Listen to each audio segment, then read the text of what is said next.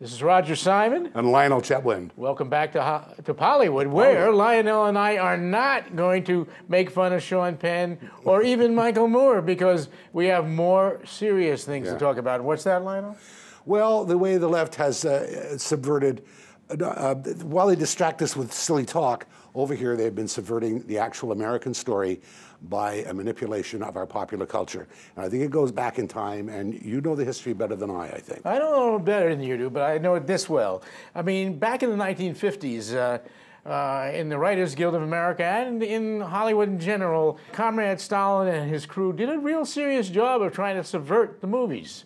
They were smart because they knew they counted. And the truth is that back in those days, as you can read in Ron Radosh, the PJ Media columnist's great book, Red Star Over Hollywood, that in reality, the House Un-American Activities Committee, the famous HUAC, that did the investigations of Hollywood, those awful people, were in the end correct. They were trying to do something here. They had John Howard Lawson reading screenplays before the studio. Before the studio, And John Howard Lawson was working for the CP and Comrade Stalin. This was true. I didn't want to admit it in those days. I wasn't around in the 50s, but I didn't want to admit it when I was growing older. But it was. But now, well, the Venona documents now, they always thought this was a farce and it was freedom of speech. It wasn't at all. It was a concentrated attempt to subvert our system. Obviously, the Russians realized, the Soviets realized they could never build their own Hollywood, so they'd take ours over. And we were doing a better job than they did, so they wanted to use it. Well, you know, Saul Alinsky lives, they never give up. It is everywhere on television now. While we are distracted by big mouths and personalities, they are changing history. Got some examples. Oh, let's see. And I'm hoping everyone out there sees them. The first one deals with one of the great clowns of recent politics, Clinton, Mr. Clinton.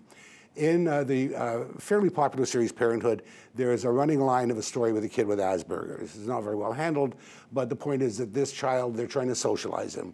He gets into a fight with his cousin in school, and he has to apologize for what he did. How do they teach this child to apologize? Well, take a look.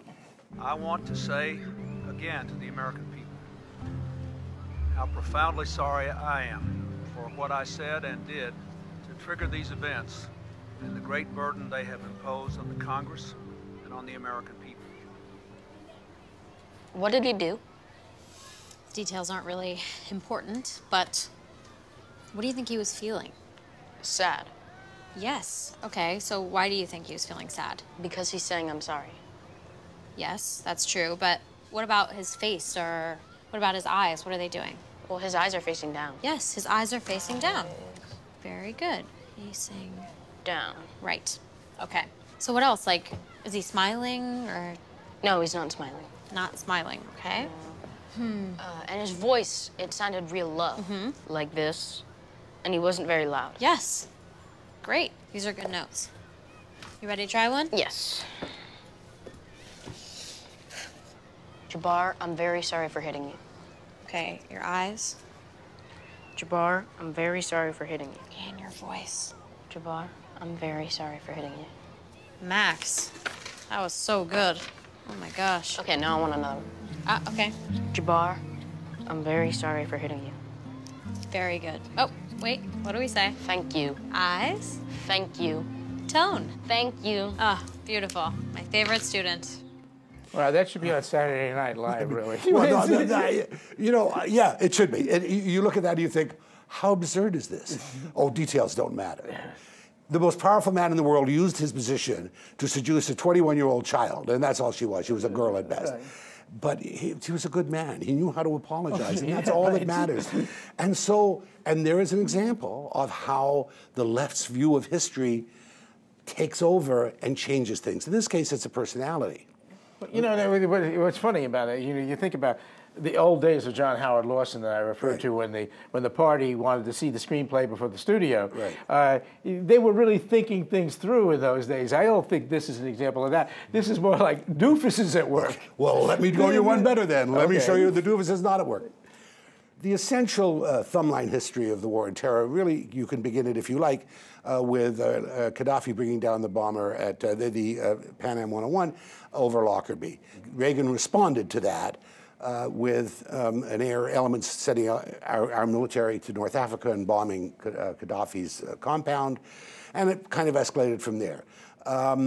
Next came World Trade Center 1, which Clinton treated as a criminal event and did not in any way take up the war on terror. Then came 9/11, in which George Bush tried to create a true war on terror, said, look, these guys are out to destroy us.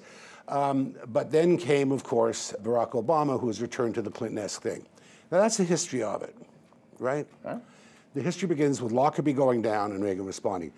In a show called Homeland, an otherwise thoroughly wonderful program based upon an Israeli play, terrific show based on an Israeli show, here is their title sequence that leads you into the war on terror. Okay, let's look. Air and naval forces of the United States launched a series of strikes against terrorist facilities. Unmanned Flight 103 crashed into the town of Lockerbie. He has sanctioned acts of terror in Africa, Europe, the Middle East. This will not stand, this aggression against Kuwait. His relentless pursuit. We will make no distinction. The USS Cole was attacked while refueling in the port of This was an act of terrorism. Terrorists who committed It was a despicable and cowardly act. those who harbor terror. Until something stops him. We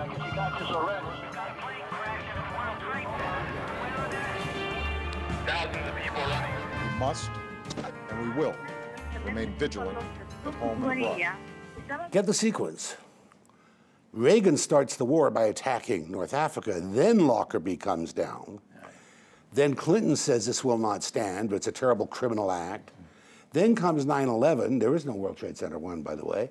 Then comes 9/11. George Bush does not exist. There is no George W. Bush in their version of history.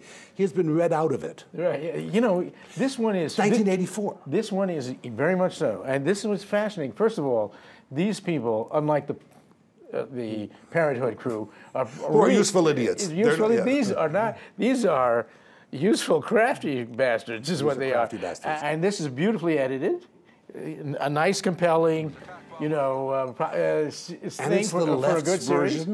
The left's version of the war on terror. It's really our fault. You remember Dovzhenko, the original great editor of the Soviet cinema. I mean, there's a direct line from Dovzhenko to this. It's kind of very interesting. And George Orwell, who knew the Stalin is better than anyone, describes how that's done in the Ministry of Propaganda. As a side note, by the way, Homeland, the American version, is being produced by Howard Gordon. Who was an acolyte, really was mentored by Joel Surnow, worked on that show 24, and when the whole brouhaha began about, oh, Jack Bauer tortures people, parted company from him, did an interview, and by the time this dust had settled, Joel was no longer on the show, and Howard Gordon was in charge. And so this is, if you had any doubt about who animated 24 as a straightforward discussion of terrorism, there should be no doubt it was Joel Surnow and not the people who managed to replace him. And they took him out. It was like all about Eve meets politics. Now, where does we see one of personality, which might have been a fluke, and one of design. Right. What happens when the two come together? A motion picture called The Music Never Stopped, about a guy who's locked in time and can only be accessed through music, remembers his time in the 70s. And then he remembers what happened to his best friend. It turns out he was killed in Vietnam. And he goes on a rant, and here's the rant. I'm sorry. It's that asshole Nixon. Why can't people see that? You know, if people would just tune in for a second, they'd see what a son of a the guy is. Of course, the point is, as you well know, when Nixon came to office, we had 575,000 troops in Vietnam. 2 years later, it was down to 45,000, and there was no draft. No DMV food, no French, no Kennedys, and no what I used to chant, hey, hey, LBJ, how many kids did you kill today? You're one of those guys.